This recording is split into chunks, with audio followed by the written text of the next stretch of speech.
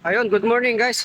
Bali, pupunta tayo ngayon ng LTO kasi first time ko na magre-renew ng motor ngayon. Ayan, ito yung oras 6:49 AM. Bali, August 30 ng umaga. Pupunta tayo doon sa malapit na LTO. Ngayon, aalamin natin kung gaano ba katagal o paano ba ang proseso yung pagre-renew ng motor. Mga idol, nandito na ako sa parking ng LTO. Pinark ko muna yung motor para kasi magtatanong-tanong muna ako dun sa labas. So, tara. So, ayun, idol, bali, ang unang-una kong ginawa, unang step, ay kumuha ako ng insurance dito kay ate. At nagbayad ako ng 550 pesos plus 3 pesos para sa Xerox.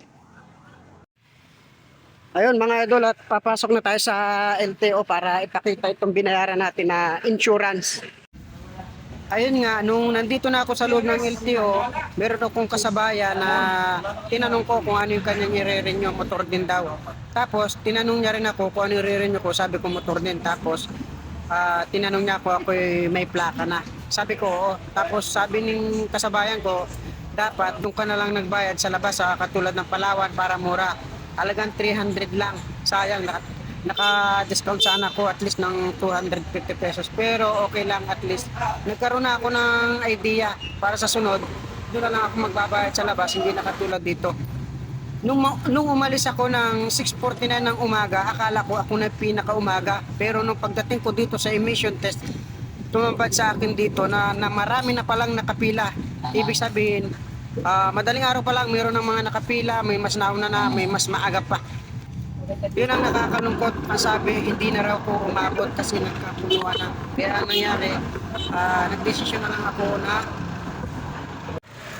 ayun mga idol, dahil punong-puno doon sa Caloocan, kasi nagtanong ako doon sa Caloocan, wala na raw, kaya ayun, tinaboy nila ako dito. Dito nila ako pinapunta sa Kaingin, Quezon City. So ayan, nakapila ako dito.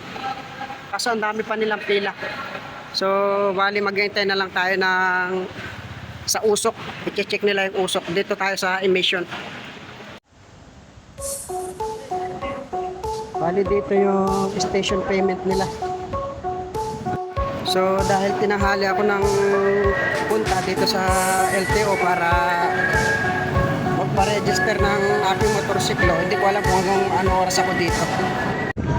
Ayun, habang nakasalang na yung motor ko, nagpunta ako sa window 2 para magbayad ng halagang 654 pesos.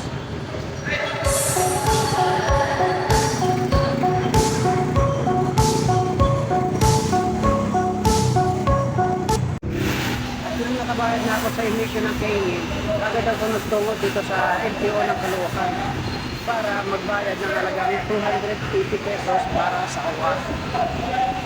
At nung nakabayad ako ng 280 pesos para sa OR, ayun, umuwi na ako. Nakauwi ako ng 11:14 AM.